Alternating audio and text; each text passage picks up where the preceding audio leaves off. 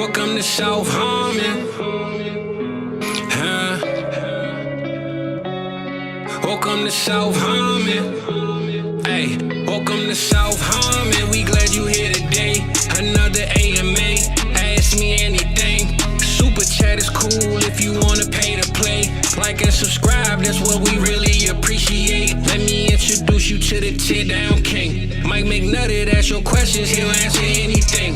ATM, you know Adam, put them graphics on the screen. Glad you tapped in now, stay tapped in for the team. Hey, everything is posted. Go follow the socials. South Harmon FF, tag us if we get noticed. Welcome to South Harmon, we glad you here today. Welcome to South Harmon, we glad you here today. Another AMA. Welcome to South Harmon, we glad you here today. Yeah, we're glad you here today. Welcome back, Wednesday night AMA. Adam and Mike coming back at you again. What's good, Jonathan Taylor? You gonna try to kill him too? Don't do that to me, Adam. Listen, this is one of the like OG jerseys, man. I don't know if it's because I got it from DH Gate or what, but we haven't done anything wrong to him other than we tried to kill him last year, buddy. I mean, we tried. Remember? Is that one of them Temu? Temu? Is that what it is? Temu? Yeah, it's basically. Is that the thing now? Yeah, basically Temu, the old school, the DH Gate, you know? Real old school. Get back in there, man. Yeah, Made man. in Singapore or something, right? I mean, I try not to think about that, you know? But, yeah, it's made somewhere not in this country. I know that for sure. Not made in Michigan, right? No. Now, speaking if you want stuff made, you know, in the States. Well, Mike, you wanna tell people what we got coming their way? We're incredibly excited to partner with Ultimate Autographs, our first official partnership. Love it. We got a hell of a website too, right? Made it nice and easy. But if you go check down the YouTube description, have everything in there. Two brothers started this up, and essentially what you want to do, they do these mystery box giveaways. Now they're live on YouTube, it feels like every single day, about every couple hours. You can get a place in there. I haven't tried it yet to do one of the live giveaways. I have, however, ordered my own mystery boxes already. Two mystery boxes, mini helmets. We'll see what we get, what's signed in there, what kind of dope stuff they got, but they'll be on the way here. Looking forward to opening them up on air live, and maybe, I told the Discord, maybe we'll give them away. Now, we'll probably do a lot of giveaways in the future. We'll definitely do a lot of them. These first two, I don't know, depending on who it is, might be back there. I'm going to have to get a taller shelf. Bam. Signed shit. Signed Just shit? gotta remember to put that little period in there, right? Just don't forget to dot the I. sh.it, and you're good to go, you know? Love it, man. We got a promo code and everything, too. 15% off your order. Not just first order, just use the fucking promo code as many times as you like. Buy as much stuff as you want. What's really cool about it, too, Adam, I was looking at it, they have a signature club, too. So even if you sign up for one of the spots in the live break and you're not selected, or even if you're a habitual shopper like me, rewards points, baby. Give me those rewards points. I want some free shit at the end. I want my hard work to get rewarded. So Signature Club is pretty damn cool too. So love a lot of the stuff they're doing over there. So really excited to announce this. And hell, look at this. They gave us a nice referral link. We made it better. Made it easier. Made it easier. We're a bunch of dummies anyways. We got to make things really, really simple even for us. Hey, where do I go for this promotion for signed sports memorabilia? You want signed shit, right? Shit. You want signed shit. That's where you go there for. So we got you, man. We got you. Love it. Love it. We got Zach in the chat. Look at this. He actually tapped into a live show, probably just because he's getting his ass kicked in Helldivers. So I feel like I'll be honest with you, Mike. I don't think Zach's here by choice. I think he got kind of gaped on the game. I'm with you. Yeah, Dr. B already throwing shade. Love it. We are starting this fucking AMA off right. You guys can't bring me down, though. Amazing Adam, Web to you, brought so to you by special. Squarespace. I love that. Thanks, Zach. Check that out, man. Holy. Little Blom Brothers. Hellfire. Whoa. Yeah, we're going to drink this straight tonight, man. Ooh, hear that cork pop? Let's go. Oh, my God. Plug out. This has a You know, it's kind of like this class, Mike. A lot of potential for sure. This night has a lot of potential. Mike drinking straight vodka. Look at that face. Woo! Lot of potential, buddy. When they say Hellfire, they ain't fucking around either, man. That thing tastes like it's vodka made with straight jalapenos. I feel like anything Zach says, like whether it is or not, I always have to try to find the shade. I'm looking for like where is the angle that he's talking like mad shit, you know? Probably It's kind of a fun game. The Discord, the pineapple on pizza. What a freak liking pineapple on pizza. Hold on, who does? Yuck. I'm not good. Zach. I mean, savage, man. I know it's called Sauvage, but Jesus Christ, man. Pineapple on pizza, what are you doing? well, the thing is, there's just certain things, Mike, like, listen, if everybody had full vulnerability and you knew everything about me, like, there'd be things I wouldn't want people to know. Like, you don't have to tell people that you like fucking pineapple on pizza. You know, you don't have to throw that out for everyone to know. It just, some things you're better off not having the world know about, right? I mean, but. No, it's like if you're a cat person, man, you don't tell people about that. You always lead with, you know, even if you have cats, they lead with, I have one dog. And I have, 5 cats too, right? Used to be a dog guy. What about the thumbnail tonight, man? You wanted to talk about vets yeah, that's the rookies. big thing. And That's you the looked big intrigued, thing. man. You got your face up there, doing a little pondering. I'm thinking, man. I honestly, because I'll tell you one thing, Mike. We talk about this. A lot of the tools that come out that we are working on at South Harmon. There's the fun part, which like confirms priors, and then there's also the like, put your ass in a blender. Rookie warp is definitely making me think a lot stronger, depending on what you're wanting to do with your team as far as pivots. And I think, Mike, it's just more information to make possibly better educated guesses, although the variance takes it to a fucking who the hell knows. But Right. if we're going to play the game, we might as well try to utilize the information we have. So I think with Rookie Warp out, Mike, this is almost a perfect time to do a Would You Rather series on, just rapid fire through some potential pick or player versus, veteran guys. Before we get there though, apparently, this is Jesus. Joey Cheese Sticks. 12-team Superflex PPR start 10 lineup by he fished. That deserves another shot here, boys. He fished second really in start points, and he got fished third in the second. playoffs. Third in the Joey playoffs. been drinking. Trade 103 for Lamb and 104 for Amon-Ra. What? I mean, that's ridiculous. This is This was a flex before the show, Mike, because we know which one you take on these. 103 or Lamb, I'll take. It's close, but I mean, if you can trade both 103 and 104 into Amon-Ra and Lamb, that's a smash, man. I'm assuming his quarterback room's fine if he finished second in points. Like, he doesn't have any glaring needs. Mike, I'm not even sure that it really matters. Like, if your quarterback room was terrible, I might not want to do this. But if you had just like one solid top 12 guy and your super flex was okay, I'm still fine with it.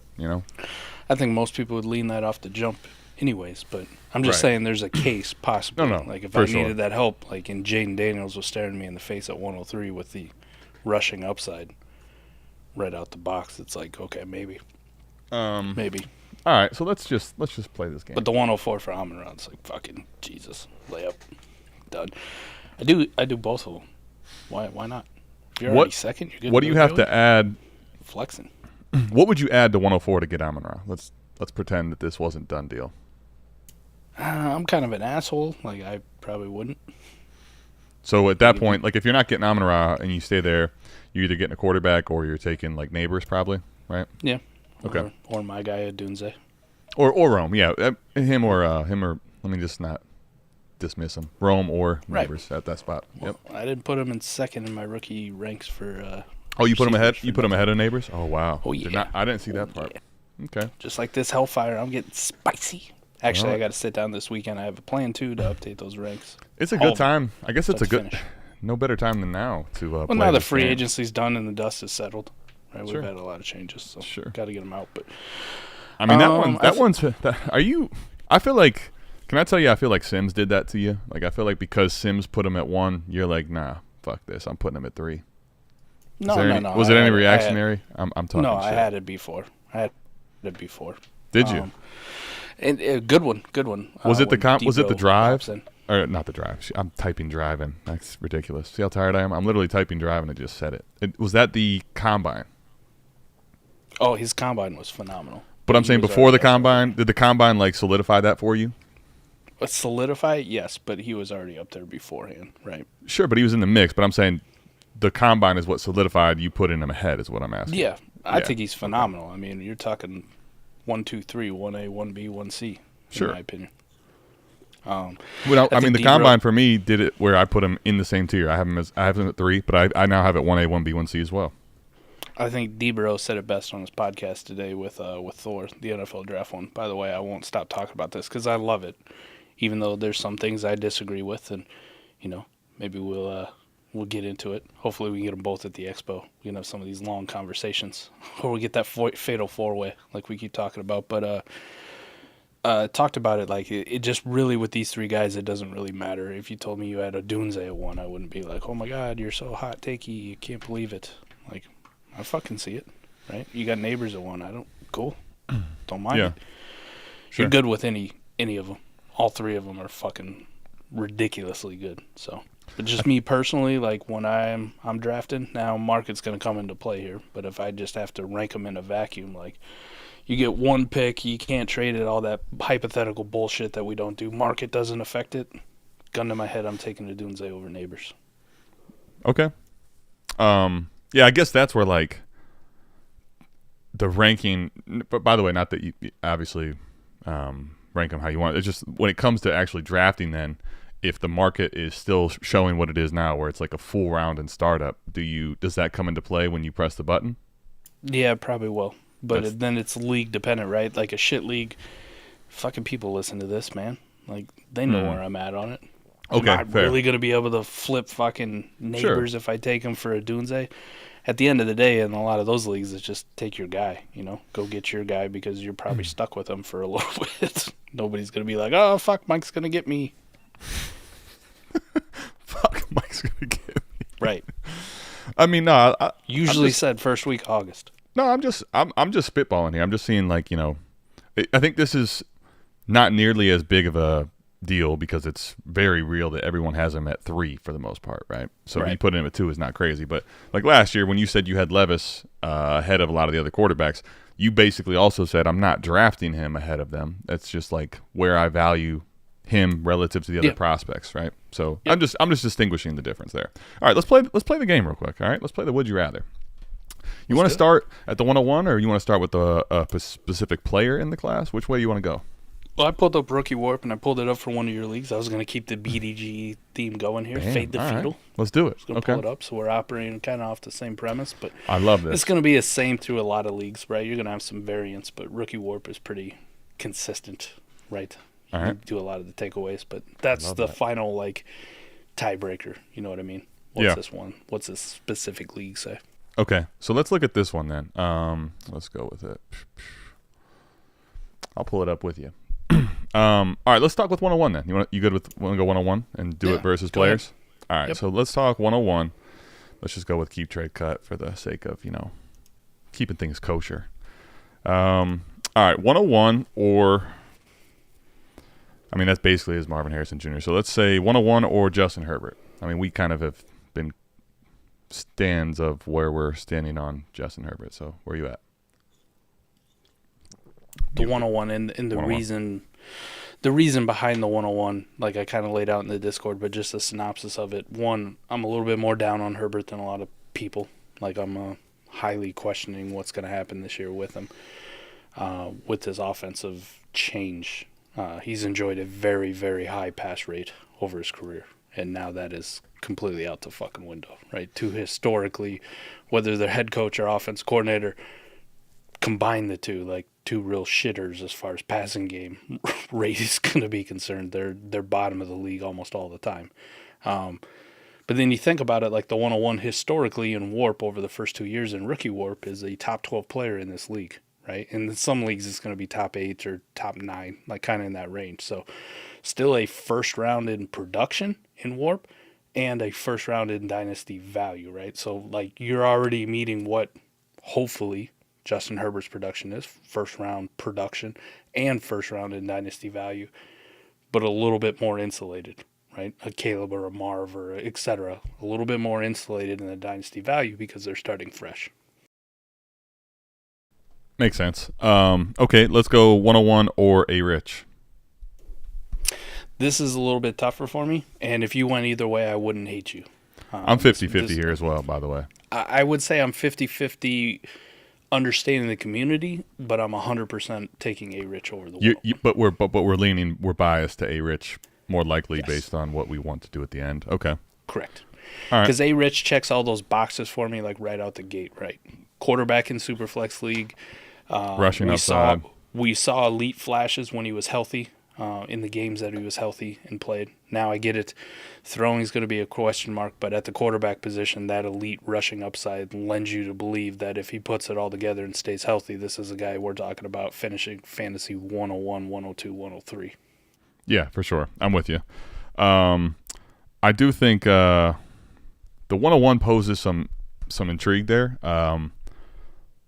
It probably depends. I'd probably bring Warp into the mix too. Like, how much do I need to have a top quarterback versus what the wide receivers are? Like, I think there's a case to be made if a lot of the leagues we're in, right? We see 12-team Superflex, and it's like the red line's just crazy. Now, Fade the Fetal, let's just use that for the case and argument here. Like, historical Warp, Mike, when I'm seeing this type of a red line, Marv's not really in my 101 discussion just generically. That would have to be a team build thing where I have two stud quarterbacks and I can't trade back and I want to go get a wide receiver. But when I look at this type of Warp line where the red is so favorable, the top 12 quarterbacks run this league, I want probably A Rich there in a vacuum.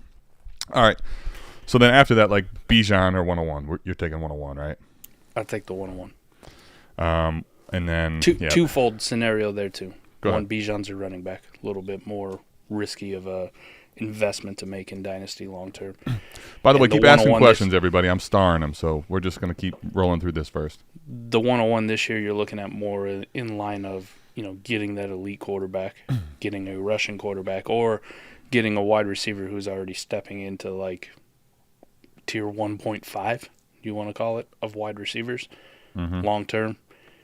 Like you're coming into a guy who's almost CeeDee Lamb out the gates as far as Dynasty value, if not a little bit higher. So that's a hell of a lot more value insulation, whether it's the quarterback or the wide receiver. And they have those elite profiles. So Fair. no offense to Bijan, he's still really good, but 101. I'm with you. This class, basically, with the high-end receivers and the high-end quarterbacks, I think it just makes sense positionally. It's nothing against Bijan. I think as we go down there, we're going to take 101 every time. All right, let's go 102 now. 102 and Bijan. Is it the same conversation? Let's just start there. Same conversation because this class is so stupid. Exactly. And obviously everything beforehand, you said that player to the 101, so we're saying that player to the 102. So we'll start here, Bijan. If it's not there, just to nip it in the bud, man. The Bijan go. thing wouldn't come in conversation till 106. Maybe 107. All right, so you want to just take running backs out of the mix for right now? Yeah. Knowing that? All right, let's do that. Okay. The specific class, right? I talked about 102 or Jordan Love, Mike? Ooh. Give me the 102 for the upside shot. In a vacuum, would you rather have Jordan Love or Caleb Williams? Straight up. Let's do the player analysis too now. Caleb. Okay. Caleb. All right, so that's where I think like 102, it's not a lock to be Caleb, but there's a lot of people right now taking Marv. Marv's in the rookies being drafted with the startup picks, or not the picks. It's the startup with rookie players. Marv's going ahead of Caleb. So, like 102, we talked about this. This is why we said we'll trade back from 101 to 102 if I can get anything, because you just get to pick your poison there. All right, Jordan Love or Marvin Harrison Jr., Mike. Now, let's say that. Ooh, this really goes into the team construction and what you're trying to do.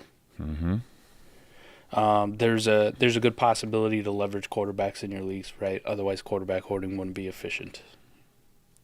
But it is for the most part, right? You have some failures. Me too. I have failures. I can point to specific leagues.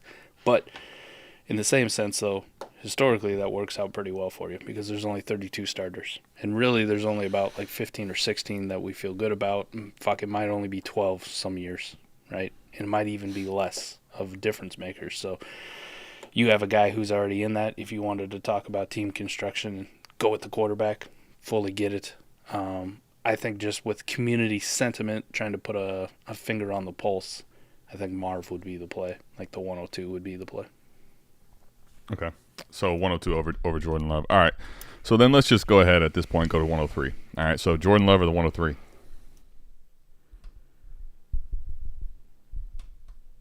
Mute. Big Holmes. I was going to say, now you've gone from a more of a 60-40 discussion to more 50-50. Okay. Basically, you're talking there. There's a chance that both Daniels and like Caleb come off the board, right? So at 103, there's less certainty that you get your quarterback, number one, and then number two, you know, you're having a conversation of you could end up having your second pick, or you know, it's a lot more uncertain at 103 as far as what player you're locking in if you were to make the pick. One thing to keep in mind too, this is, you know, I've been saying it, this is probably the best dynasty class I think most of us have ever seen. Whether you really want to buy into that or not, I'm a full believer this is. Right? I've never seen one so deep with so many top tier quarterbacks, 3 stud wide receivers like we alluded to at the top of the show. So it's a lot harder, Adam, because if you told me this was guaranteed locked in 103 in 2025, fuck, I'm taking Jordan Love. No question about it. Right? But you make this the 24 pick, and all of a sudden it's like, fuck, man, this thing's deep down to 7, right? Like there's a really good tier of at least 3 or 4 guys that people are just going to fall over themselves for. So this is where it becomes really hard, because in your scenario, like you said, if 1 is Caleb, 2 is Jaden Daniels, and 3 you're staring at Marvin Harrison, you're like, it's not a quarterback, but Jesus Christ, man, this is a dude right up there with CeeDee Lamb, like first round startup potential. So yeah, for sure, no question. You start to get to 4 or 5, then it really starts to be like, okay, just go ahead and go with Jordan Love. So all right, so then we're gonna say right now, you would say 103, you want the pick still by a hair, but it's close. Yep, I'm with you. 104, I think we're having like a straight up conversation where you just want to take the risk away from it and get your quarterback. That's fine. I understand it. Let me ask you now. Let's say the 104. Let's say you're going to end up getting a receiver. Like you can almost guarantee that those 2 quarterbacks are gone, right? For you, that would be Rome or Malik Neighbors, right? If you wanted to play the market. So now that's where like the thumbnail question comes in, because at that point I'm kind of curious with rookie warp. I think that's where the conversation really starts. We're having more of these like wide receiver player versus wide receiver prospect, or in the range of that, right? Obviously, a lot of the things we lean liquidity for is to basically trade the pick at its prime peak. But that's where this conversation's so good, is like, all right, what does that look like if you were to do it 1 for 1? So if you had the 104, Mike, and we say it's either going to be, if you selected it, going to be Rome or Neighbors. Obviously, let's say this is after the NFL draft, just for the sake of argument. So you have landing spot, you have draft capital, and we feel pretty good you can check the box there. So 104, that receiver, or Amon-Ra St. Brown? I think I'll just go with Amon-Ra, the more of the sure thing. And he still has youth on his side.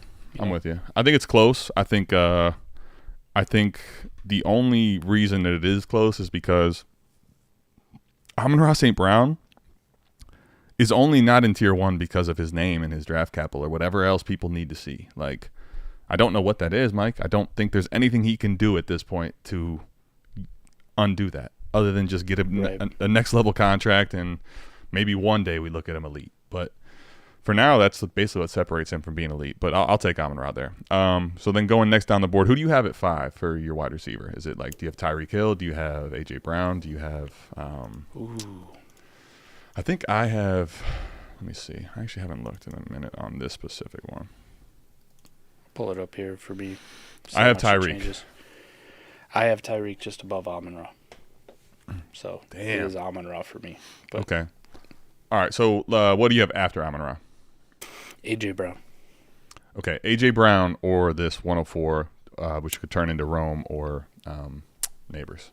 This class, I would go with the pick. Okay. Now here's where the rookie warp makes it so interesting to me on this one. Now, obviously, A.J. Brown's age factor is, I don't even think it should be a big deal. He's going to be 27 when the season starts. Like, we're talking about probably, barring health, 3 years until we're at, the 30 conversation where you get to crazy land where people. I don't know if you've seen some of the values. Like Mike DeAndre Hopkins is dead, by the way, right now. I don't know if you've seen, he's like wide receiver 6. He's behind Quentin Johnson. Like he's just dead in keep trade cut, dead. bro. It's honestly wild. When you get to age, it just gets crazy. But like if you AJ Brown to me is a alpha receiver 1 that's going to give you high end warp very likely.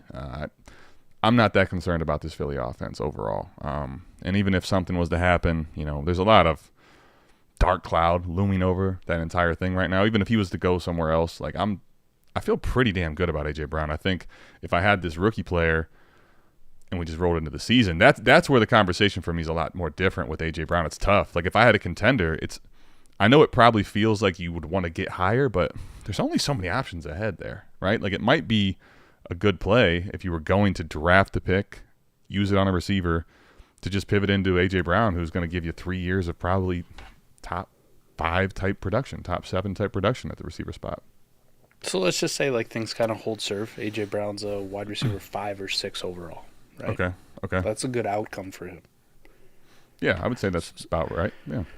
So in your fade to fetal league, you're looking at either a 1.7 or a high 1.6 warp for that player historically, right? The wide receiver position.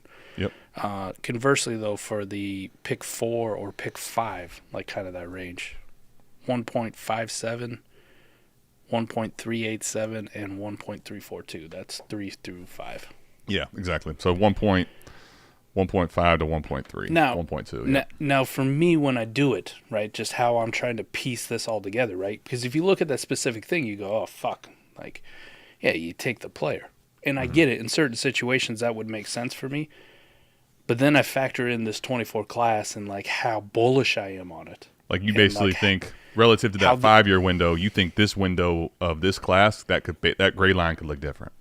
And I'm thinking these warps at the end of the day, like, if you were just to look at rookie warp off the first year off of this one or the first 2 years, like, you put that into play, shit, I might get 1.5, 1.6, 1.7 out of one of these guys, even at 4 or 5 pick selections. Sure. Because we've had some bad classes in here with this historical 5-year data, right? Like we've had the 22 class, we've had some down ones.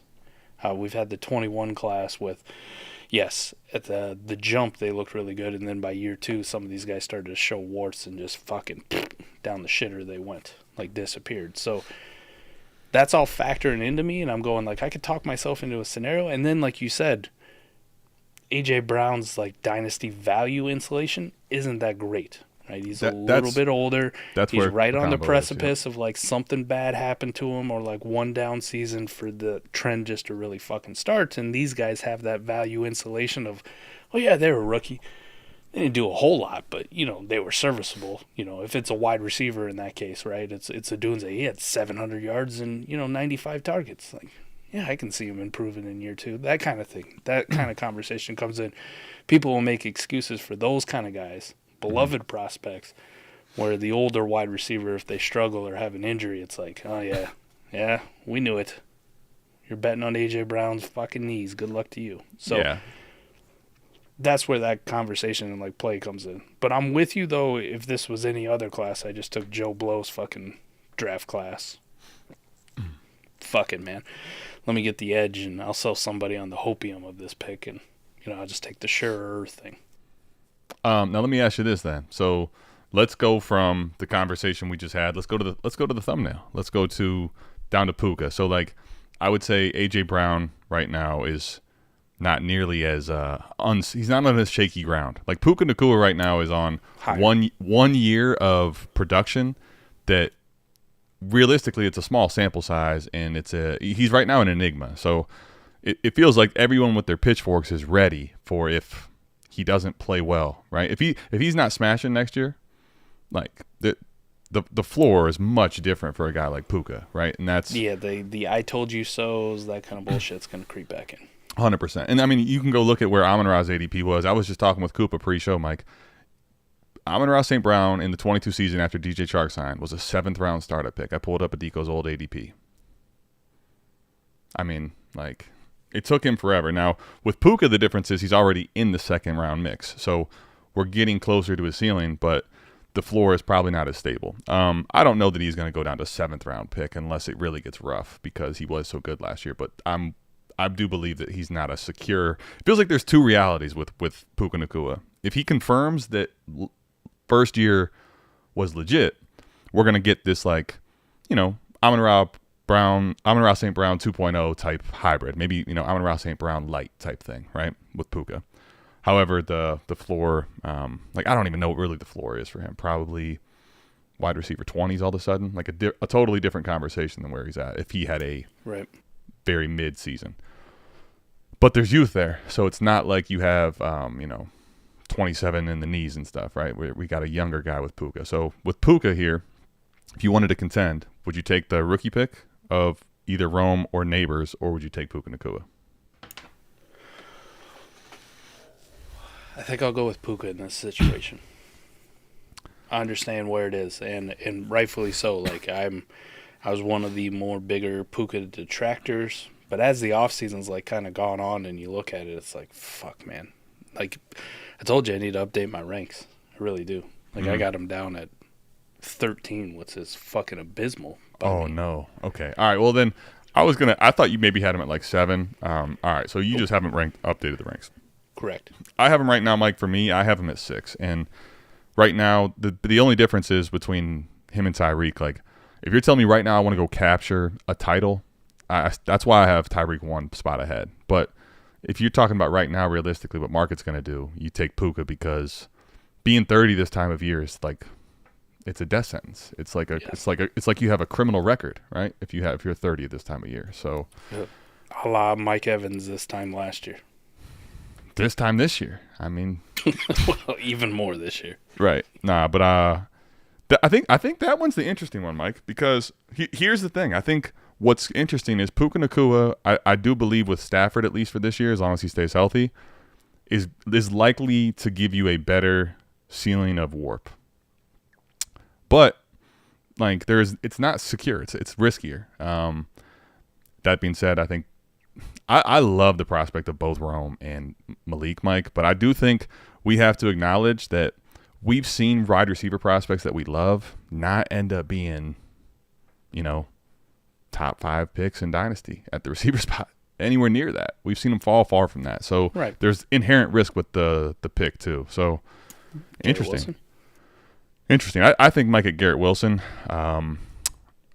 I'm probably staying with the pick. And the reason I say that is all that stuff I said about Puka, I still have to see Garrett Wilson capture that warp. Like, Puka Nacua was wide receiver 4, and there was a lot of like, how do I put this?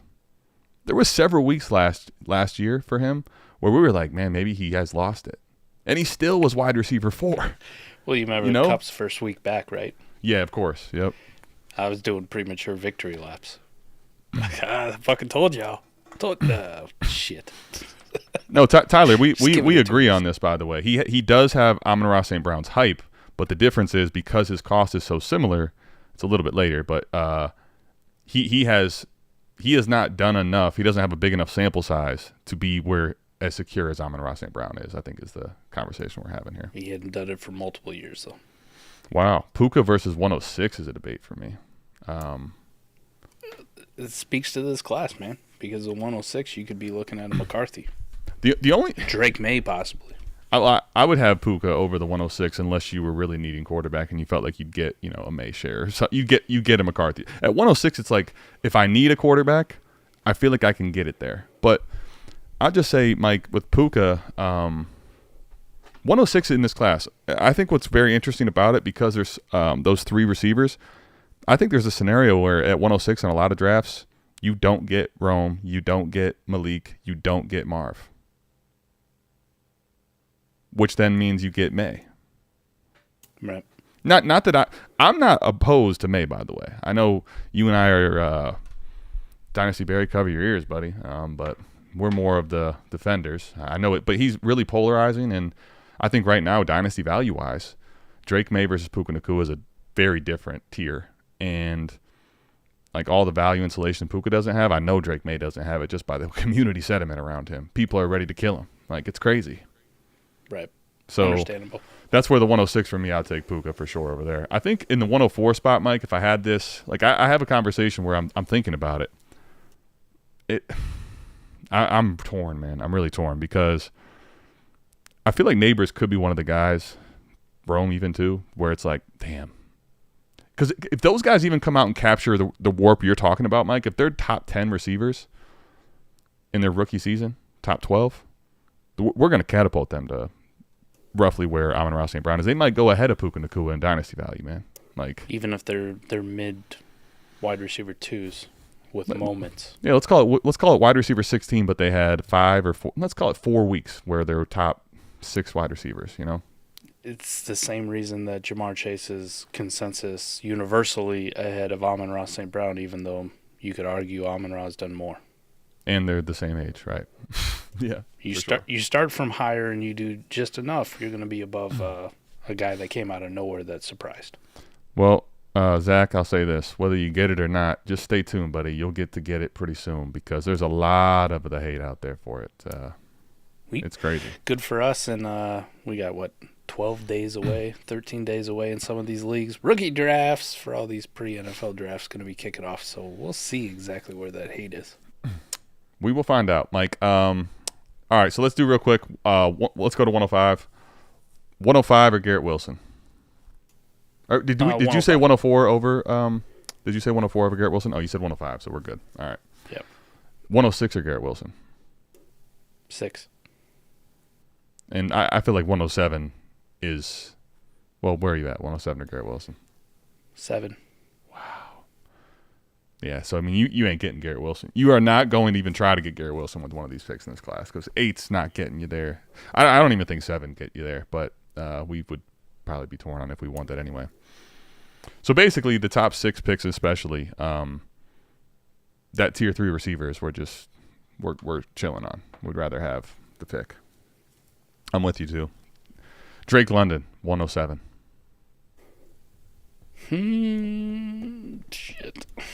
You put my feet to the fire, buddy. I want answers, damn it.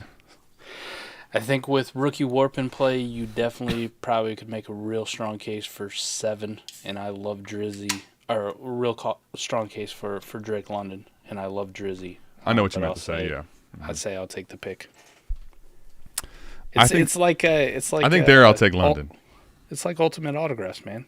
I want the mystery box. I can respect it. I think the 107 for me, what I fear the most is if I end up getting Brock Bowers somehow, and then I'm like, why did I do this? Mm-hmm. That's my fear. That's why 107. I think I'm probably willing to take Drake London, reluctantly take Garrett Wilson, but the receivers that have the market and possible warp options that you're praying for a bailout, right? You get stuck with Bowers, you got to take him because of market sentiment, and then you're like, fuck, I hope somebody buys him off me. That exactly. And Mike, I just feel like so much more flexible. Could I trade a Brock Bowers for a Michael Pittman, and stay in that same Drake London tier? I think in theory, yes. I think it probably obviously depends on the league and who has a Pittman, who has the guys in those ranges. Right. I feel basically my flexibility with having a tight end like Bowers, what I feel like my flexibility to trade that to versus Garrett Wilson and Drake London is night and day. I feel like I can really go almost anywhere with Drake London and Garrett Wilson as far as trade pieces. So that's where I'll take that over the 107. All right. Find the right person who values tight end, which stinks sometimes. I am out here totally missing a really nice super chat, buddy. Speaking of vets, lower value guys, debating owning a crusty backfield in best ball over higher value starters and backups, i.e. JT at 407, B-Rob, Eckler, Rodriguez. JT at 407, I'm rocking the jersey, man. I don't think he's that crusty. If he's crusty, I'm cool. What do you think here? B-Rob, Eckler, Rodriguez as your 3? No, he's speaking to my heart, man. I've talked about when I do startups now, just based on running backs and based on tight ends, especially in best ball, man. Especially in best ball. Fuck. I can't wait to try out a startup where I don't even touch one of those fucking positions before the 10th round. Don't even look at it. Yeah. I will be all over this. Fuck them running backs. Fuck them tight ends. I'll take all these wide receivers. I'll take all these quarterbacks. My first 10 rounds are just going to be those two positions. And I'm going to make sure my team is set up that way. And then let me just shoot my shot at these running backs. Let me find these flyers, right?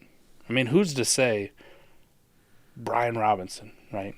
Ambiguous backfield, I guess you could call it. New coaching staff. We don't know what they're going to do. We don't really like the guy. But I've heard this about multiple fucking running backs over the years, and all of a sudden you look up and the guy's an RB1 on the season. You're like, oh, fuck. He got a lot of opportunity. Scored a lot of touchdowns. Sure. Man, shit, I would have loved to take him in the 12th round last year. Been a hell of a pick. Yeah. Let me just shoot my shot on those kind of guys. Definitely.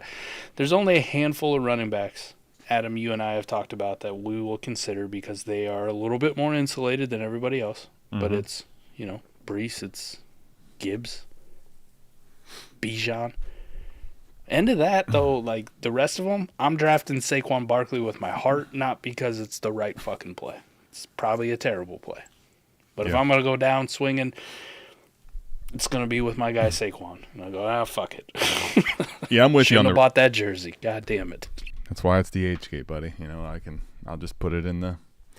Right. I'll just get a new box of science shit, Mike, I think with the running backs, it's... In best ball, I don't want to be in a position where I don't have any come season. I don't want to have to trade for every single one of them. But if I had to go that route, Mike, I would do it. You know what I mean? I'm not going to be opposed to saying fuck the running back position for basically the whole startup. If I left with almost no one of real consequence, I'll figure that out later. I'm not really tripping about it in March. We talked about it. I mean, just so what I said, first 9 rounds, 10 rounds, don't draft a running back. But, you got Austin Eckler in the 11th. If you believe in Nick Chubb, James Conner's in the 11th. Jalen Warren's in the 11th. Chase Brown, Jerome Ford, Kendre, if that's your dude. Zamir White, who a lot of people are hyping up. These are the kind of guys where you can get 2, 3, 4 of them in rounds fucking 10 through 15 at them. And you're like, my running back room ain't that far off from the guy who spent a 7th rounder on Javonte Williams.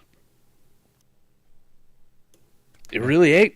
No, I mean, what's the fucking difference between Zamir White and Javonte Williams? Mike, I agree. I had my hands up. I got nothing to say. Yeah. I'm with you. You're spot on. I mean, there's except nothing... for 5 rounds in startup ADP, and I don't even agree with where Zamir White is. That's a sell for me. But the 12th, 13th round cost, who gives a fuck? Every sell could have a buy tag on it, depending on what I'm getting it for. Really could. I Nathan, to your super chat, I strongly advise you just. Cross some fucking running backs off the board, man. Unless something stupid happens, where it's like, hey, Gibbs is hanging around in the 4th or the 5th. All right, Jesus Christ, fuck it. Real quick, I was gonna do do this. I was gonna do a tier up question now. Okay, so let's say you have that 104. Would you send the 104, the 111, and the 112 for CD?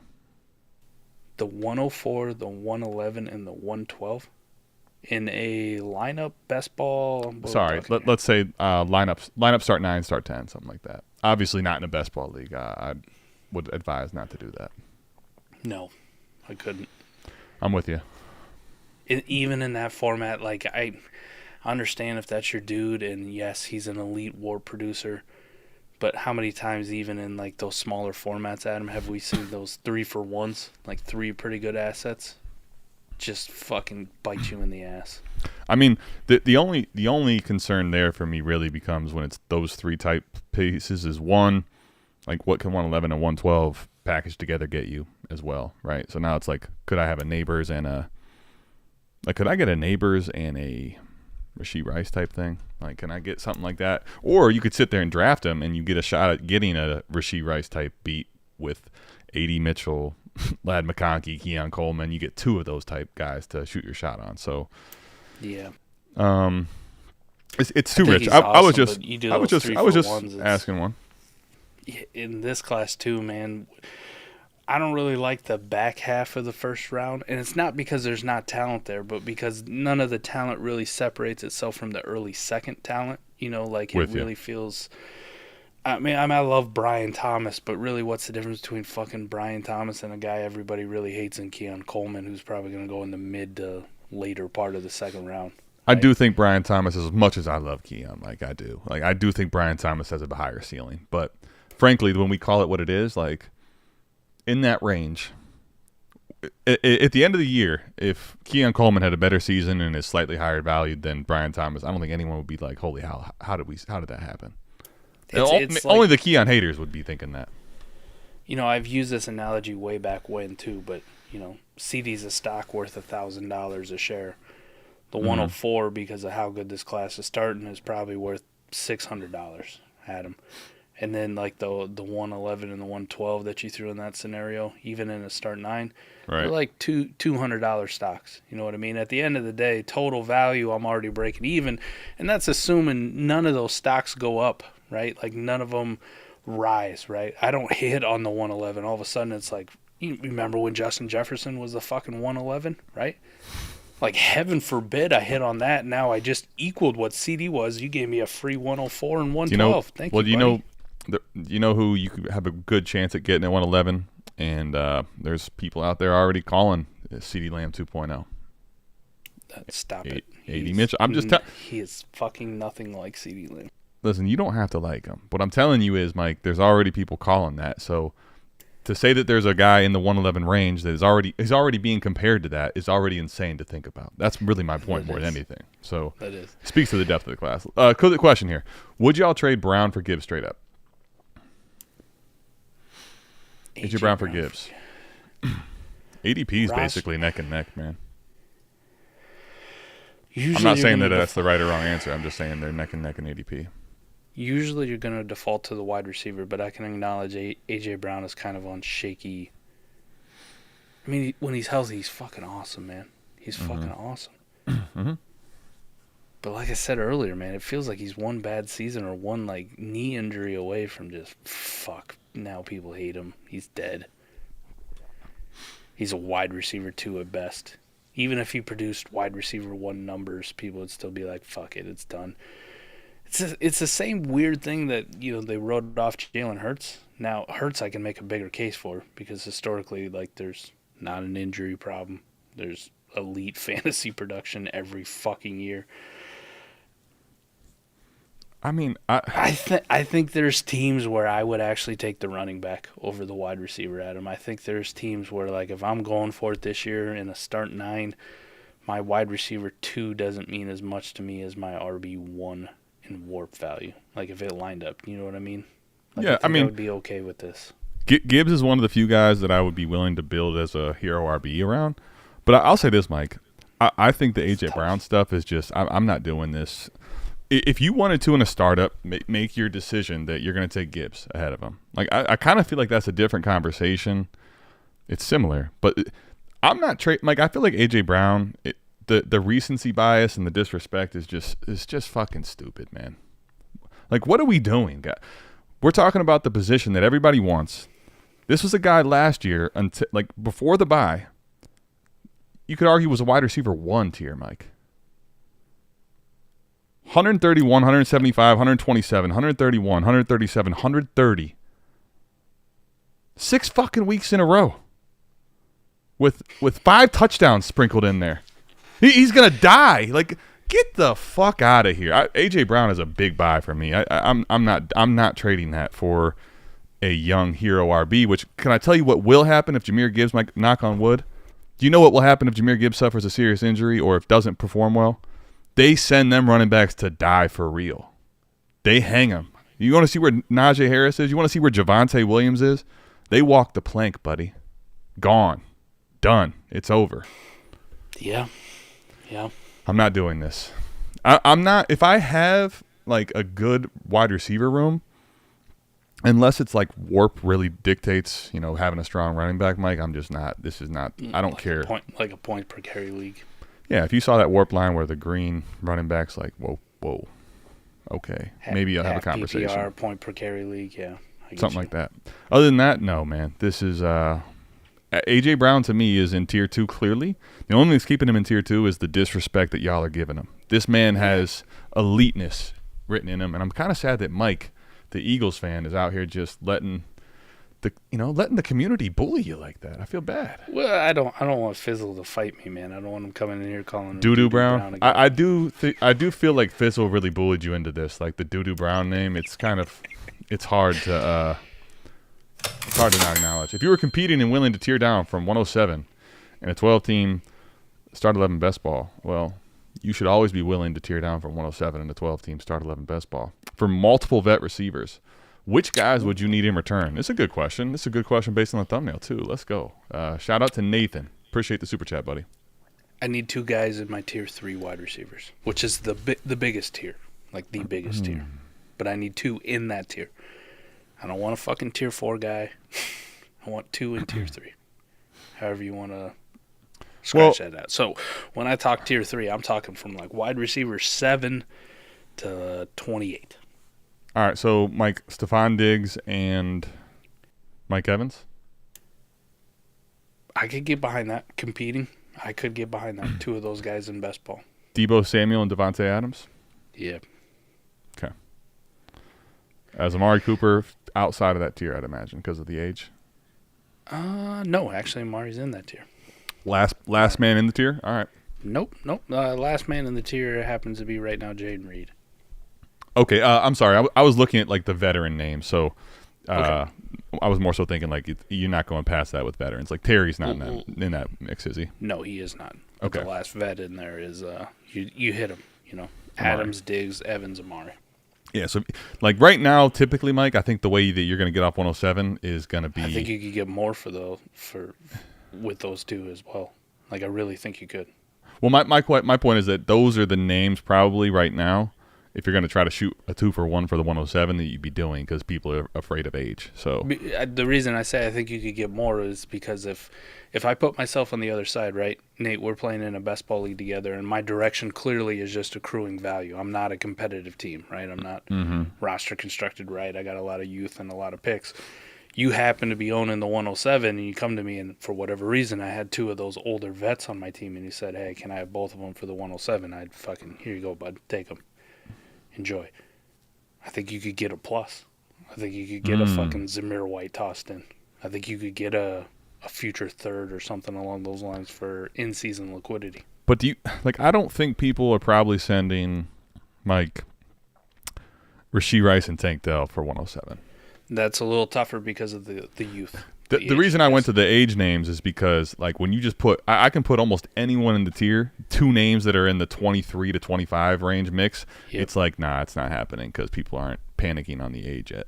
I feel like if you go down the road of getting 2 of the age guys, shoot, you might even, to your point, you might even be able to ask for something slightly more. But that's probably the route to go. Judy is not in that tier now. Jesus Christ. At least you put the LOL so you knew he wasn't serious. This comment deserves to be up here with all this shit, by the way. And like the Browns, what are we doing? 41 million. Do you think they really view him as like the Amari Cooper heir apparent, like the game, the style? You know what like, I'm starting? Can I tell you what I'm starting to realize about that, Mike? At receiver, especially, and just there's this analytics thing. That's what they call it, right? They're the group that they're GM and everyone's a part of. Mike, you know what they're doing? Is it's like, all right, well, Elijah Moore, we had him higher on our board, so we'll take him at discounted cost. Jerry Jeudy, we'll take him at really discounted cost, but we'll even pay him. Like you don't even have to see that he's going to work in the system before we see it. Like it's stupid, man. Really dumb. Really dumb. That was the most egregious thing. The trade for Jerry Jeudy, I was like, I was fine too. Bravo to you, Browns. Like, this is back-to-back years. You got Elijah Moore off the scrappy. You kick the fucking tires and you see if the previous team just misused them. And could you find a diamond? Could you find that? Like, I really like that, right? Just throw. How many fucking times in the 4th, 5th, or 6th round are you drafting Puka Nacua? Most of the time it's a dude who's not even going to make the fucking team. He's going to be begging groceries or playing in the UFL, the USFL, the UXFL, whatever the fuck it's called. You bite your tongue, Zach. You bite your fucking tongue.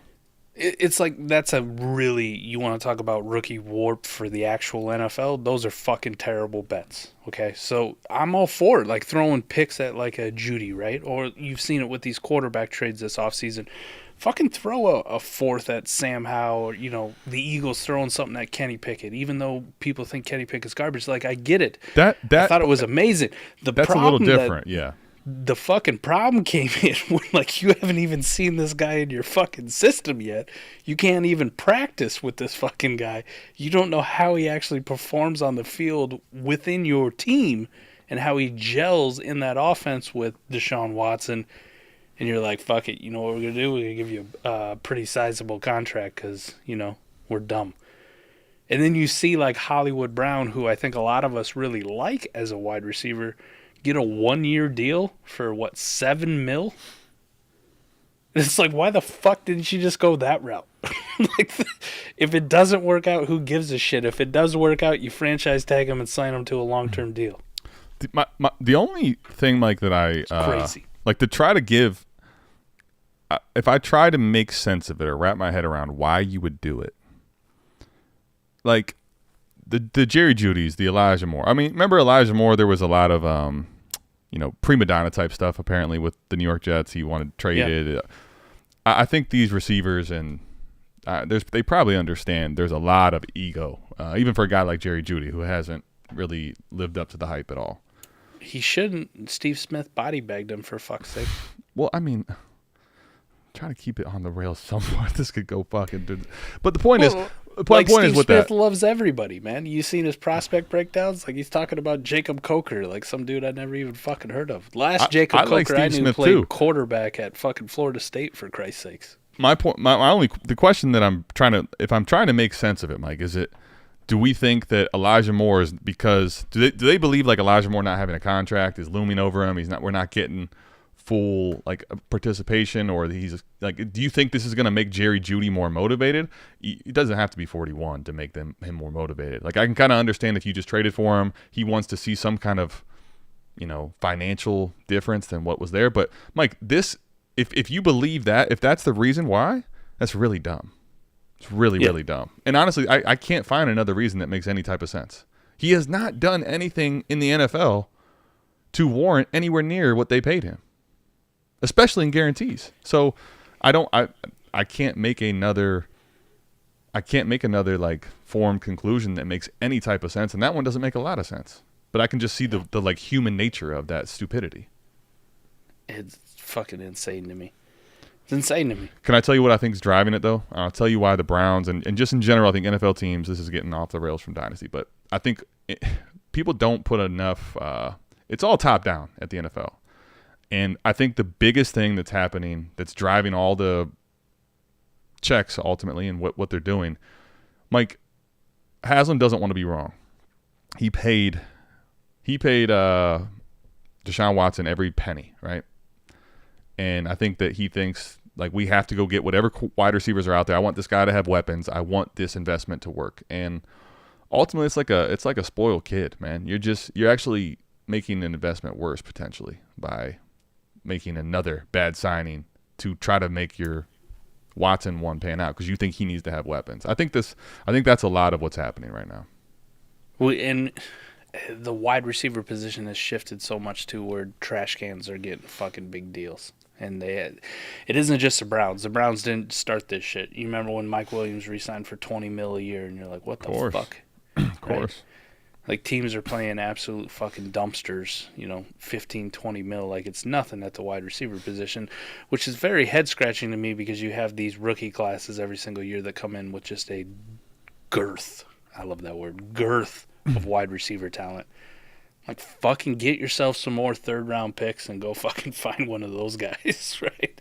Like, go see if you can develop that guy. But they don't have the patience, so they'd rather pay a fucking Mike Will or a Gabe Davis, 13 to 20 mil a year just to be a dude who's going to be out there and just, hey, I'm here. Michael Gallup, Jesus Christ, you just watched his ass get cut. He was fucking trash ever since he signed that contract.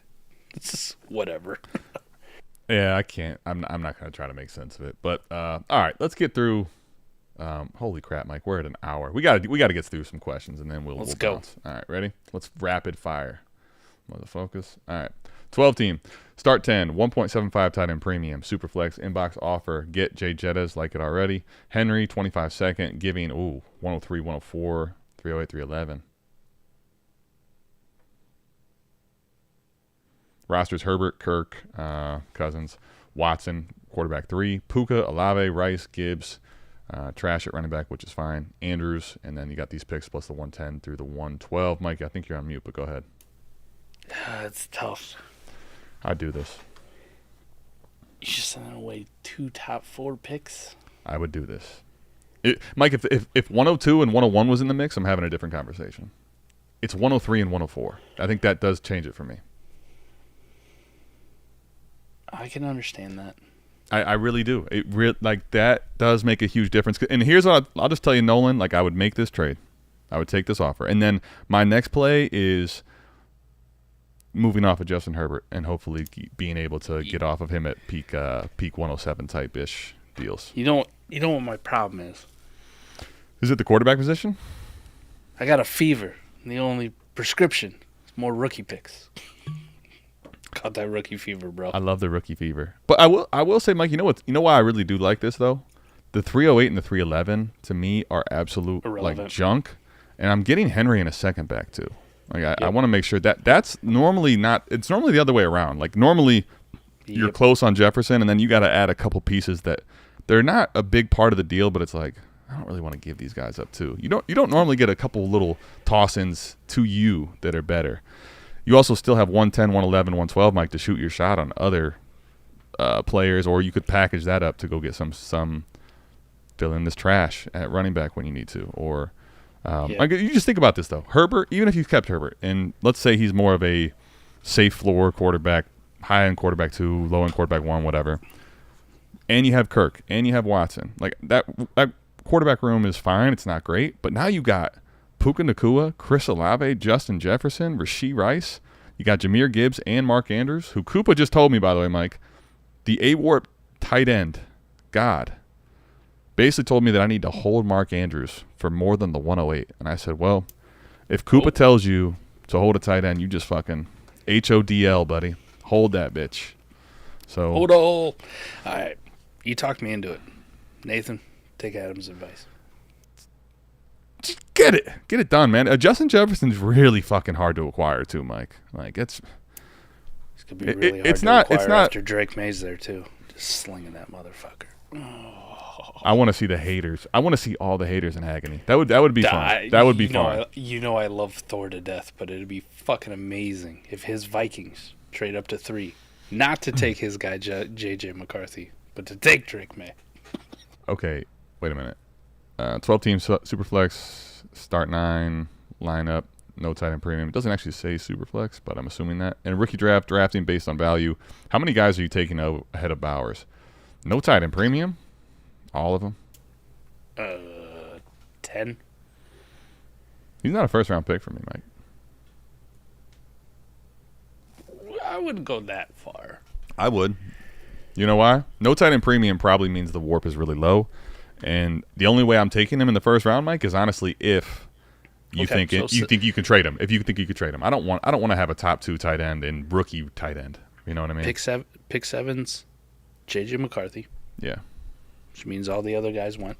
Yep. What's pick 8? Thomas. I mean, I don't know. Pick 9. I mean, I'll keep going with just receivers till I'm blue in the face here. I'll go. I don't know, whatever one your cup of tea is. Let's say AD Mitchell, because people are crazy about AD right now. AD Mitchell, okay. 10? I'll just say this. I'll go Keon ahead. I'll go Ladd McConkey ahead. I think there's a chance I'd go. Mike, I think those receivers are as good a prospects, if not better, and have the opportunity to give you outcomes of Jaden Reed last year, Rashee Rice last year, Tank Dells last year. Like that, I'd rather shoot my shot, honestly, on that than I would the tight end position, because, Mike, I just don't think it's going to matter in warp. It's not what I really want to draft. And the only difference would be this, Mike. Open for business. In your league, do you think at a certain point, like, you can actually trade a tight end cross positionally? If you can, then I'd be about doing it in the first round. That would be why I would take him in the first round. I'm just, in no tight end premium, Mike, I don't care about tight end at all. I really don't. But yeah, go ahead. What do you got? Did you freeze? Did I lose you? Uh-oh. Yeah. I don't know if it was me or you, but I stopped moving. I thought when you came back all of a sudden, I was like, dude, that was a fucking, like, you deserve an Oscar, buddy. That was well done. You stayed froze that long? Great job. Right. For me, it'd be Brian Thomas, Xavier Worthy, and possibly, Ladd or Leggett or A.D. Mitchell or Franklin. I would draft him ahead of Leggett. I would draft him But I would take Franklin ahead. Like, see, I think there's enough receivers in this class. Okay. But yeah, I get you. I think for me, it just really comes down to what you can trade him for cross positionally. All right. Let's go two tight end premium, Mike. Start 11. What could I package Drake May and Michael Mayer to go get? I'm good at QB and tight end already. Nothing. These are two hated people in the community right now, man. Like, you're not I mean, let me just rephrase. It's a tight end that doesn't matter is what most people view it as. So it's not like moving the needle on a trade, you know?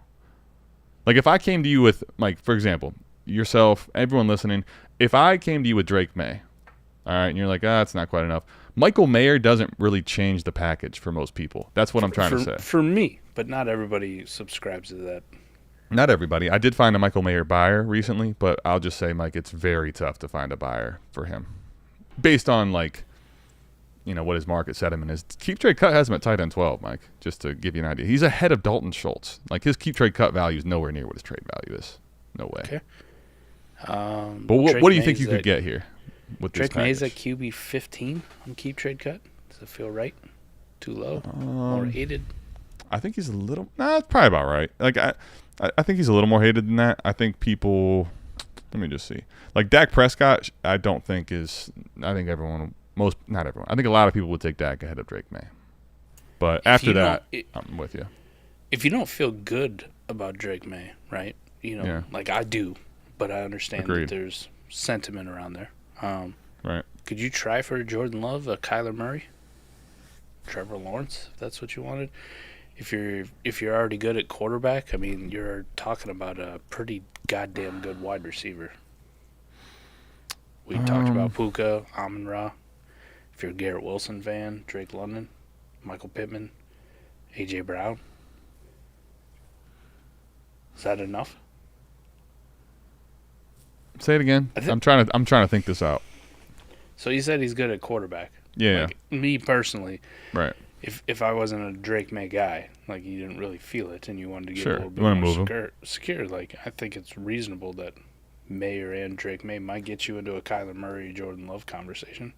Trevor Lawrence, that's your dude. It could. If you could do that, Mike, I would. I mean, that's not even... I would happily pivot off of... Even me as a bullish guy on Drake May, I would happily do that.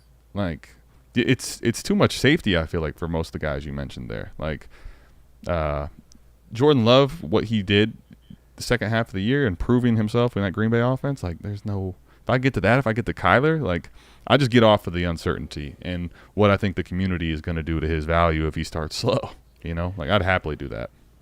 What about at the wide receiver position, though? Like Garrett Wilson, A.J. Brown, Drake London? Well, A.J. Brown, 100%. Drake London and Garrett Wilson, I would do that too, probably. Yeah, those are pretty damn good pivots, I think. Michael Pittman? That one's probably very realistic, even if somebody hates Drake May and Michael Mayer. I think that's like the range where you're like, all right, you could definitely get something like that done. Production-wise, like Tyreek could be in play? If he was, Mike, I would smash that. Like, it just running back wise, could a Christian McCaffrey be in play? I doubt it, but Saquon, Jonathan Taylor. I think those ones could be more in play. Yeah, okay. I do. I think. Would you pivot to that, Mike? Would you pivot to a running back like that? No, I love Drake May though. I know. Well, I'm just saying, I would not. I agree. For the running backs, I would. And I don't. If I wasn't getting to those top Mayer, four, I wouldn't be doing this. I'm very, very interested in Michael Mayer, especially if the community fucking hates him. That means, boom, I'll have a lot of Michael Mayer. I'm kind of curious what people think about Michael Mayer in the comments. That'll be my A-Warp tight end darling right there. Now, it probably is all things really considered. I just think he's probably just not a needle mover, or he's kind of a moot point. Like, I feel like if you have Michael Mayer, you're hoping for a breakout this year, and you're probably not moving him. But at the same time, like, I don't think you can trade him at really this tight end 12 price on keep trade cut. If you can, great, but I probably don't think that's the case more often. Well, yeah, Jimmy G and Aiden O'Connell throwing to the football. There was way too much. Was it fucking Austin Hooper that was there last year, for Christ's sakes? That was like, what are we doing? Yes, it was. Get him off the fucking field, put him in No, I mean, I like Michael Mayer, man. I think there's upside there. I do agree. I mean, Dalton Kincaid, for fuck's sake, people have him as a top 4 tight end. Like, Keep Trade Cuts got him at 5, but I saw YouTube comments where people are like, I can't put Mark Andrews above Dalton Kincaid. And I'm like, what? Okay. Interesting. Don't hate it, but I'll tell you this, Michael Mayer was twice the fucking prospect Dalton Kincaid ever was. So we're talking about 2 guys in the rookie year. Neither one of them really did a whole hell of a lot outside of some moments. Yeah. Why couldn't a guy like Michael Mayer all of a sudden be in that top 5, top 4 tight end conversation? Sure. I mean, well, Mike, I'm not trying to argue that Michael Mayer has no, like, production upside or any type of, like, dynasty presence if in production. I don't think the community really views him that way. But maybe I'm wrong. I just, from what I've looked at, because I have some Mayer shares, Mike, they don't really do much in trade talks, at least what I've seen so far. But kind of make me want to go buy some more. Just by the way, I'm with this. By the way, for the record, I think he's a buy, Mike. To the point I'm trying to make, I already have a lot of shares, so that's where I'm having a hard time, like, stomaching getting crazy. But if it's too low, I'll go. Let's go. It's not often you can How low talk can me you into go? players on the fucking AMA. But Let's do it. Here we are. All right, Roger Last Bailey. one for the night, boys, right here. Cheers. Last shot. All right, let's do a couple more. We also just got a super chat, so we got a couple more, and then we bounce. Roger Bailey. I have the 102 and the 104. Burrow, Young, Chase, JSN, Garrett Wilson, Pitts. Thinking to double up a quarterback. I mean, I think your instincts are right. Mike, are you muted or? Nope. Oh, sorry. I'm off. I was just making faces, Yeah. Well, when you make those faces, it looks like you're trying to say something and you're not talking. Say something. I'm trying to get on you. I'm trying to get on the next thumbnail, like with one of those faces. What, like I want to get Mike. I want you to just you can make whatever face you want. Can you make that face like you're constipated or you're taking a shit, like that one AMA? That would be awesome. We throw that on. Yeah. We got a couple McNutted shots. Let's go. Oh fuck yeah! I double up 102 and 104. And for me, the roster watch mock draft finally came out. Felt like I recorded it forever ago, but Cody put it up there. Roster watch. Go check that one out on Twitter. Follow those guys. Cody's really cool. I like all the roster watch guys. Really good.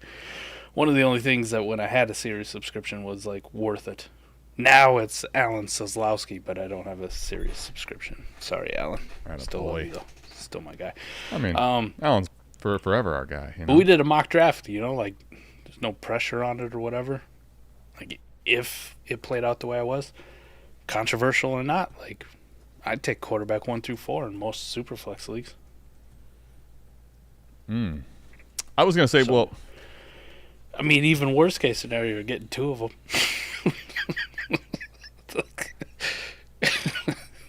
I'll be honest. Quarterbacks go 1, 2, 3 in your league. Even at 4, you're like, fuck yeah, J.J. McCarthy. Can I tell you right here, Mike? This is kind of where I'm kind of. I don't have a duck lips, Matthew. Wait, what? Oh, duck lips, nice. He wanted duck lips. I saw the comments. Nice. All right. I have a similar situation here, except for I don't have a Chase on my squad. Right, Garrett Wilson's my wide receiver 1, and I have the 102 and the 104. And I think if I was to sit there and make the picks and don't draft, I think one of the best parts about being in this spot where you have a good quarterback 1, but you don't have a secure quarterback 2, and you have these 2 picks, Mike, I think I'm just being 100% flexible, because if I went into the season with Bryce Young as my quarterback 2, obviously that's not ideal, but Mike, you know what that means? That means I probably got, if I'm being flexible, that means I got Marv and I got Neighbors or Marv and Rome. Good God. Like, I'm okay. You know what I'm saying? What I'm trying to basically say is don't force the issue at quarterback. These 2 picks are the perfect let what falls in your lap fall, whatever that's going to be, in my personal opinion. And they also both offer, in a position like this, like now you can trade back from 102 possibly to the guy at 103, 102 to the guy at 105. You open up like Pandora's box for so many opportunities. I think in a perfect world, you get 1 quarterback and 1 wide receiver. But if you get 2 quarterbacks, that's again where I'm talking about flexibility. I mean, you got Burrow, Young, 2 of the quarterbacks in this class. Still got Chase, Garrett Wilson, JSN, and Pitts. You're in a good spot regardless. I don't think I'm going in decided what I'm trying to do. I think I'm just going to let the board fall. I can agree with that, though. Like, I'm probably going to be a little bit more bullish, though, especially if I got Burrow But I also have Chase and Garrett Wilson and JSN that at the 102, like, I'm pretty convicted if you fuck this up, right? If you fuck this up with your first pick, I'm going to capitalize on Caleb Williams. But even if you don't, like, Jaden Daniels is a hell of a nice fucking fallback for me to be my super flex for the next couple years at least. And then at 4, it's like, okay, now Marv is coming off the board at 103. Somebody thinks they got a value. I'm very fine with taking Neighbors or Dunze. But see, this is where, like, I guess for me, okay, let's just play it out hypothetically. So let's say 101 is, to your point, we both agree. If Caleb was there at 102, we're not having a discussion. So let's say Caleb goes off the board at 101. See, at 102 here, I feel like this is where I'm taking Marv because, not because Jaden Daniels isn't sweet upside, but Marv is, I think, a little more solidified in community sentiment. And then I see what happens at 104. Does someone take Neighbors, or does Jaden Daniels come off the board? You know, at 104, if Daniels comes off the board, maybe someone really wants May now, but has the 105, and they're like, fuck, I might be out of a quarterback. Boom. You could pivot back with another plus up, and you get your pick of Malik Neighbors. I think there's so many options in these two spots because this class is so good. Well, as the Drake May hate rolls in, it's gonna keep coming. The one thing I keep seeing is the Jaden Daniels love, where people are making more and more of a case for him being the first quarterback off the draft in NFL drafts, not just fantasy drafts. And you and I already dove into the fantasy. You already know where we stand on Daniels, right? I'm with you. So at this point, I like to stay flexible, Adam, right? And it's team dependent and warp dependent and all that stuff comes into play. But right. I'm about as fucking sure at taking Jaden Daniels at 102 on my 102s as I can probably get. And that's fine. And even there, you could take Jaden Daniels, Mike. But you don't have to take another quarterback at 104. Like, that's what I'm kind of saying. You don't have to. Yeah, my point is even there, you're being flexible. In.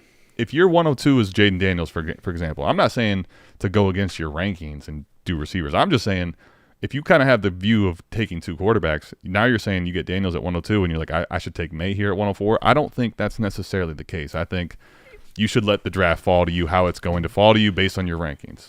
That's where I will agree with you. I say, but at 2, I'm taking the fucking quarterback. I'm not even telling you which guy to pick. I'll say what I would do. But my point is, you be like, I would just figure out what you value, what the league values typically, and then I'm just going to be flexible. I'll take a quarterback. I'll take two quarterbacks. I'll take one of each. I'm fine either way. But I think you're in a really good position. And I also think I'd be listening to trade back offers if the pieces that were coming back your way are significant. But I'm not trying to trade out of the top 6, I don't think, Mike, from either one of these picks. Understandable. All right, Super Chat. We got 2 Super Chats and we'll ride. Maybe get one more question because I think there's a bunch of really good ones down here, man. All of a sudden, like the late night AMA tip questions are like, they come in really good. Yeah. Getting offered Gibbs and Chandler in a 10-team PPR. 0 tight end premium for my 105. I don't really care about Chandler, but Gibbs are the 105, Mike. My quarterbacks are 10-team too. I think I'm probably leaning the Gibbs side here. But my quarterbacks are T-Law and A-Rich, and my running backs are Cook and Jacobs, start 11. Yeah, because it's 10-team, I'll say I'll take the Gibbs and Chandler. I'm with you. Even though Chandler kind of took a, Chandler's like the throw-in. That's fine. I'll take him too. Yeah. But, it's Gibbs. With you. If this is 12-team, I tell you fuck no. But no, because 12... it's 10-team, where quarterbacks are a little bit more devalued, you're okay at quarterback. You're probably looking at taking another guy who doesn't really matter too much in warp.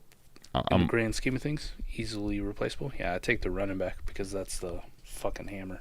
I like it. I'm with you. I think we're pretty agreed there. All right. From the roll. Dude, how good is this fucking toilet paper roll right here, Mike? It's pretty awesome. Signed shit, huh? The roll, too. Signed shit, the roll. Man. Let's go. I know we're bidet guys now, Mike, but I'll take this roll right here. Where are you ranking Waddle in terms of picks 106? 106 by a good significant margin for me.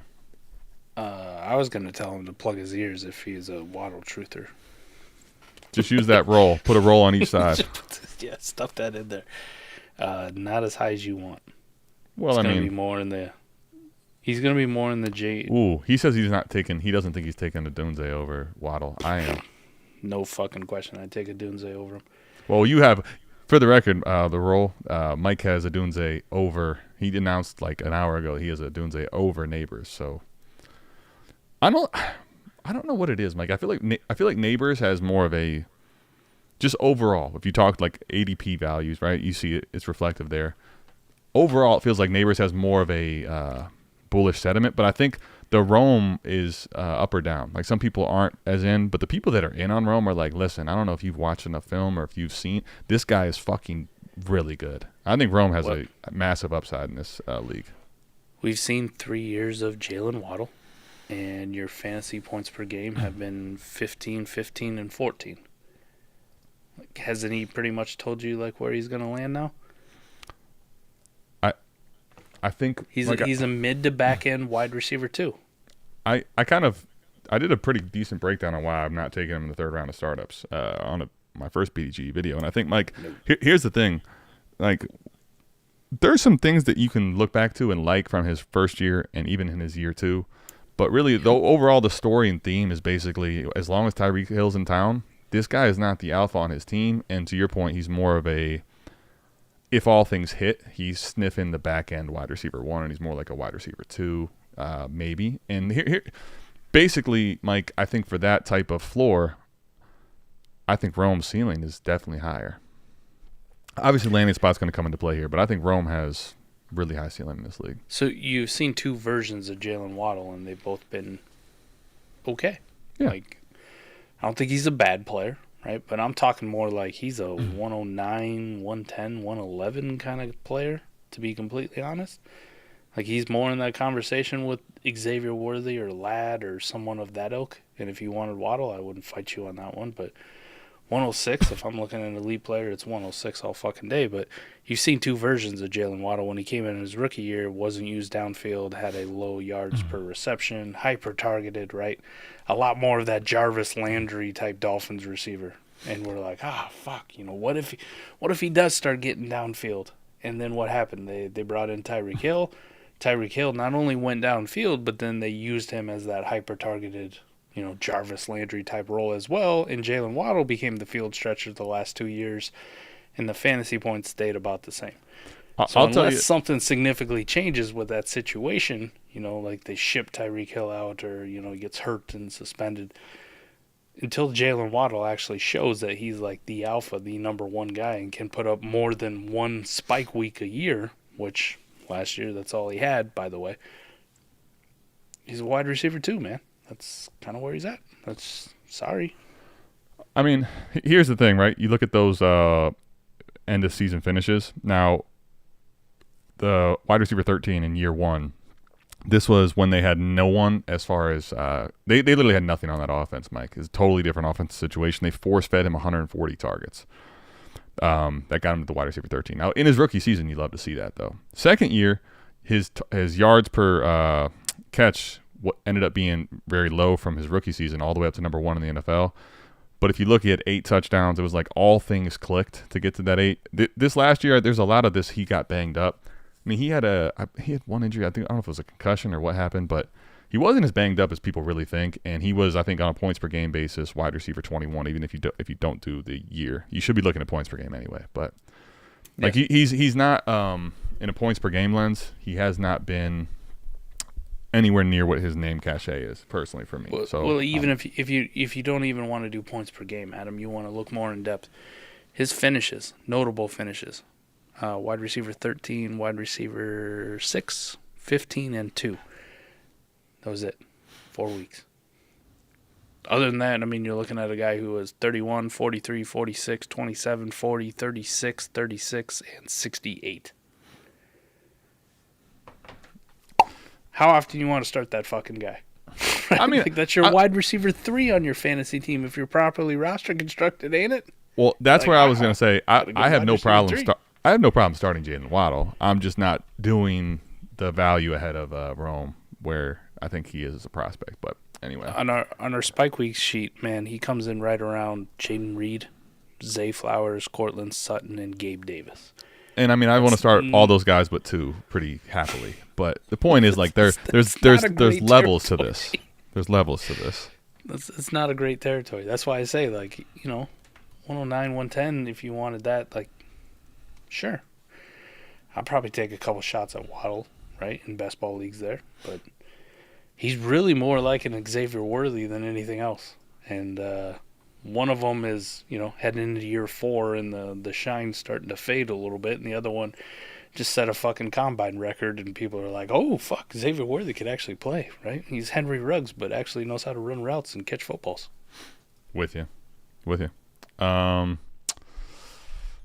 think you and I agree. I think, here's the thing. Jalen Waddle's very polarizing. To this day, from the beginning of time, it felt like he's been, people are bullish, people are in, and there's a big camp that's also out. So, again, when I think about that, and I think about how highly Rome is being valued by the community as a whole, even that a 4th-round startup pick, Mike, out of the box, before we even really get to the rookie hype hitting its peak, I want the upside play, personally. But me and Keep Trade Cutter are probably as close as we've ever been on Jalen Waddle, finally. What is he at? Community. So he's at 14 on Keep Trade Cut. Okay, let's see where I got him at. I know I have him lower, but not by a lot. 18. You have him 18? Okay, I have yours pulled up here. I have him at 20, so we're similar. Okay. And like, here's the thing. That's tier 3, by the way. Like, I probably, I could make a case that he can go up to 14. Fine. Sure. Like, between 14 and 24, there's not, like, a lot of movement, Sure. I'm good. So that's probably the other thing, like why Jalen Waddle's kind of always been a sell, and I'm a little more down on him, is because market says he's worth a lot and people really like him, and in reality, for me, he's really no different than a lot of those other guys you list around there. Like, what's the difference between him and Deebo Samuel? Besides, Deebo probably puts up a little bit more higher end production. He's just a little crustier, a little grosser. Fair. All right, I think it's a good one to end on, man. What do you think, huh? Good one to end on. I finally polished this bottle off, too, which I'm actually going to say, Mike, I don't know if there wasn't as much in there as we thought, or if you just are, this is not the Jalen Hurts. There's a fair fucking amount. My face is on fire. I'm sweaty. You're holding your, like, we're not getting the Mike storytelling version where, like, I'm like, all right, we got to get this guy out of here. He's off the rails. I think it's the liquor type, right? Me and vodka, we're like symbiotes, okay? All your atoms, all your whole body's used to what vodka does. Yeah. You throw that bourbon in here when we get a guest. Oh my God. Well, I've seen it a couple times now. It's been a treat. No wonder my bachelor party was so bad. Well, I'm pretty happy with it. Turned into a deal where we got signed shit. Make sure you don't go .the. Signed sh.it. That's literally the website. There is no .com. Check that out if you want to get some we got a paraphernalia. We got a mellow question. My fellow. I don't know who this guy is. He's alive. He tuned into one. Any chance Waddle just had a bad year? Any chance he just had a bad year last year, the year before, or the year before that? Because he's very fucking consistent in having bad years as far as fantasy points per game goes. Yeah, there is. I would say there is. There's definitely spread some managed democracy together. There's a chance that he had a bad year. I also think there's a chance that Mike takes, Bowers at 104. It's just very, very, very, very unlikely. Don't do that to me. Don't put that shit in the ether. He's gonna do it one of these times. It's gonna be like Savage. It's gonna be like Savage 3 or whatever that one was, where the tight end was crazy high. Shit. Signed sh.it. Don't forget the .the. And promo code Harmon15. It's down in the description too. You just want to copy and paste that's the website to go to, and then when you get there, make sure you're putting Harmon15 in there for 15%. It's a 15% promo code off your paraphernalia. Hell yeah. Get yourself a mystery box. Get yourself signed up for one of their live streams. If you do sign up for a live stream, let us know in the YouTube comments, right? I want to know how that goes for you, how you like it, because I might dabble here a little bit. But look forward to my mystery box showing up here in the next week or so, and maybe we'll open it on an AMA. Maybe we'll do a giveaway. Who knows? I might be into the bourbon. I'm bound to do crazy shit. Scribbles is mad at us. 1 year and you're washed, the fantasy community. Listen, Scribbles, can I tell you this? That chicken scratch down there, I'm having a hard time reading it. I've been in the fantasy community, I think, 2 years now. We've been doing this, and we've been washed as hell. We still have people tapping in for some reason, but I'm washed. It's been a hell of a good time. So go check out Sign Shit. We'll see you back here next week, same time, same place. Mike will be drunk. We're out of this thing. Yeah. Peace. Peace.